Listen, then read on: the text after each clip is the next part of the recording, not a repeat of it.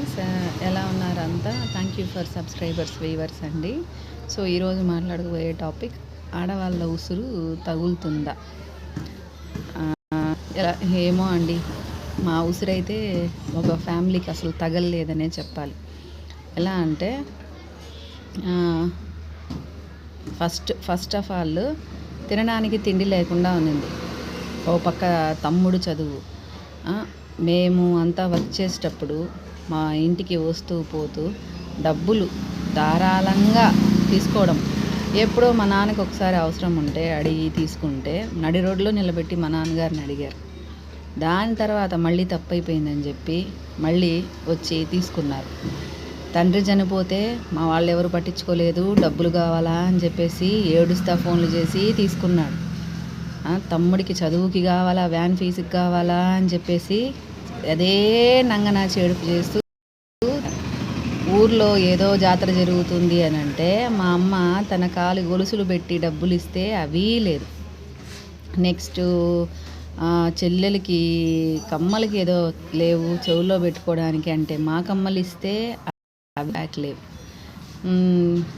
వాళ్ళ అమ్మకి తినడానికి తిండికి ఊర్లో ఎవ్వరూ పట్టించుకోరు, వాళ్ళకి పట్టించుకోరు చుట్టాలు అని అంటే మా అమ్మ అంగళ్ళలో సరుకులు తీస్తే అవి బ్యాక్ లేవు.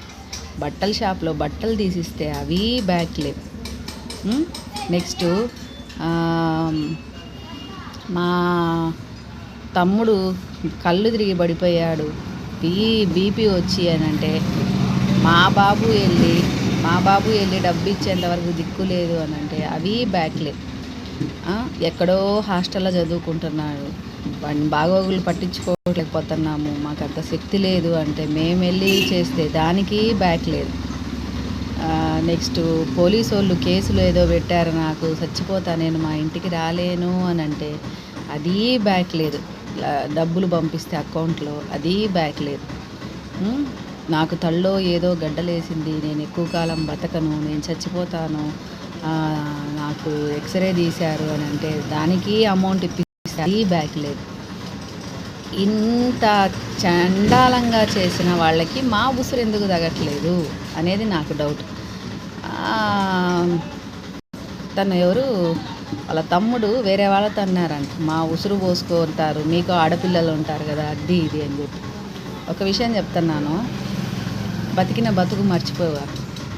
ఎలాంటి స్టేజ్లో ఉన్నాం, ఎలాంటి స్టేజ్లో నుంచి ఎలాంటి స్టేజ్కి వచ్చా అనుకోకూడదు. ఒకరికి మోసం చేసి బతికే బతుకు కాదు.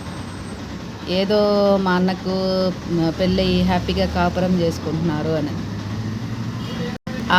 ఆ కుటుంబాలకి వాళ్ళ మీద ఎఫ్ఐఆర్ ఉన్నట్టుగా, వాళ్ళు ఇట్లాంటి కేసుల్లో ఉన్నట్టు కానీ చెప్పలేదండి.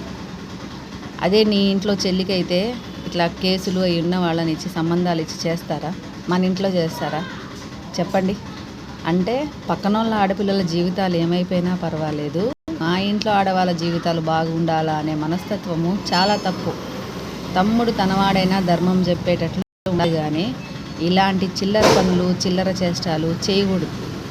పక్కన వాళ్ళని ఇబ్బంది పెట్టి బతికే బతుకు ఒక బతుక, పక్కన వాళ్ళను మోసం చేస్తూ తింటూ తిరుగుతూ కార్లు షికార్లు ఫ్లైట్లలో తిరిగే బతుకు ఒక బతుక. కర్మ రిటర్న్స్, ఎవరిని కర్మ వదిలిపెట్టదు. కర్మ తన పని తాను చేసుకుంటూ పోతుంది. నాకు అదే ఆడవాళ్ళ ఉసురు తగులుతుంది, మీ ఇంట్లో ఆడవాళ్ళు లేరా అని అంటే మా ఉసురు ఎందుకు తగలలేదు? మా ఉసురు తగిలి ఏమి కాలేదే, హ్యాపీగా ఉన్నారే, ఎంజాయ్ చేసుకుంటా అని మాకు చిన్న డౌట్. నిజంగా ఆడవాళ్ళ ఉసురు తగిలేటట్టుంటే మాకు చేసిన అన్యాయానికి, ద్రోహానికి, యుద్ధానికి ఖచ్చితంగా కానీ ఏదో ఒక రోజు చూపిస్తాడు భగవంతుడు, పైనున్నవాడు పరమాత్ముడు. మమ్మల్ని సామాజికంగా ఆర్థికంగా నడి రోడ్లో నిలబెట్టి ఎంజాయ్ చేస్తూ పెళ్ళిళ్ళు చేసుకుంటూ పేరంటాలు చేసుకుంటూ నగలు కొంటూ డ్రస్సులు కొంటూ బతికిన బతుకు మర్చిపోయి 2010 నుంచి బతికిన బతుకు మర్చిపోయి ఏదో పెద్ద మిలీనియర్స్ లాగా మేమే ఏదో రిచ్గా ఉండేవాళ్ళం అన్నట్టుగా బిల్డప్ ఇచ్చి నోరు తెరిస్తే అబద్ధాలు చెప్పి అమ్మ మీద ప్రామిస్లు చేసి వదిలితే అమ్మమ్మల మీదే ప్రామిస్. డబ్బు ఎప్పుడు కడతామంటే అమ్మ మీద ప్రామిస్, అమ్మ మీద ప్రామిస్. మేము వాళ్ళని గుడ్డిగా నమ్మడానికి రీజన్ అమ్మ మీదే ప్రామిస్. ఇదే జరిగింది.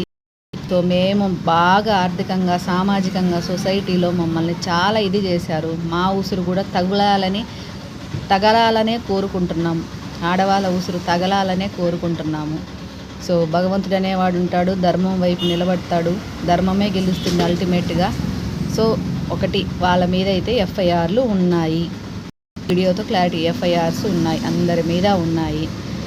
లెట్స్ ఆఫ్ కోర్టు డిసైడ్ ఏది ధర్మం ఏది న్యాయం అనేది అల్టిమేట్గా చూస్తాం. అది అండి. సో అది ఆడవాళ్ళ ఉసురు నిజంగా తగులుతుందా లేదా అనేది మనం మాట్లాడుకోకూడదు, ఎందుకంటే కర్మ ఎవరిని వదిలిపెట్టదు. Thank you so much. ఈ టాపిక్ ఇక్కడితో వదిలేయాలనుకుంటున్నాను. దయచేసి ఈ వీడియో ద్వారా చూస్తూ ఉంటారు బాలా శంకర్ అండ్ వాళ్ళ మదర్కి చెప్తూ ఉన్నాను, నన్ను గెలకొద్దండి, నా పాటికి నేనున్నా. నాకు మీరేమేం చేశారో మైనస్ పాయింట్స్, నాకు ఈ సొసైటీలో మీరేమేం మైనస్ పాయింట్ చేశారో అన్నీ నాకు గుర్తున్నాయి. ఈ 1.5 ఇయర్లో మీరు ఏమేమి చిల్లలు వేశారో అన్నీ గుర్తున్నాయి నాకు. సో నన్ను ఇంకా గెలకొద్దు. నేను సైలెంట్గా ఉన్న ఆ వీడియోస్ 3 months బ్యాక్ పెట్టా. నేను ఇంటి దగ్గరికి వచ్చి గొడవ చేయడానికి ఒక నిమిషం పట్టదు. ఇంటి దగ్గరికి వచ్చేసి అందరినీ తీసుకొచ్చి బంధువులందరినీ తీసుకొచ్చి గొడవ చేయడానికి ఒక నిమిషం పట్టదు. బట్ నేను వద్దు, న్యాయంగా వెళ్దాం అనుకొని వెయిట్ చేశా. మీలాగా చిల్లర పనులు నేను చెయ్యను, నేను చెప్పే చేస్తా. మీ అన్నకి ఎప్పుడో ఇన్ఫామ్ చేశాను, నా ఛానల్లో పెడతాను అని చెప్పి, చెక్ చేసుకోమని చెప్పి. ఓకేనా? సో చిల్లర పనులు చిల్లర వేషాలు మానేసి కోర్టు ద్వారా ఏం జరుగుతుందో అది చేయాలని డిసైడ్ అయ్యాం. సో అది అండి.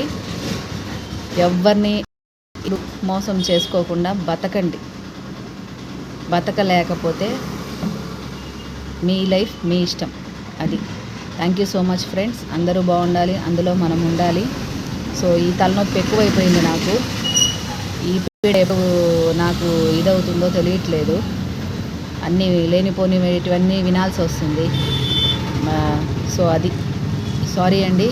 అందరూ బాగుండాలి, అందులో మనం ఉండాలి. Thank you so much. కొత్త వాళ్ళు ఎవరన్నా చూస్తున్నట్లయితే ఛానల్ని సబ్స్క్రైబ్ చేయండి. Thank you.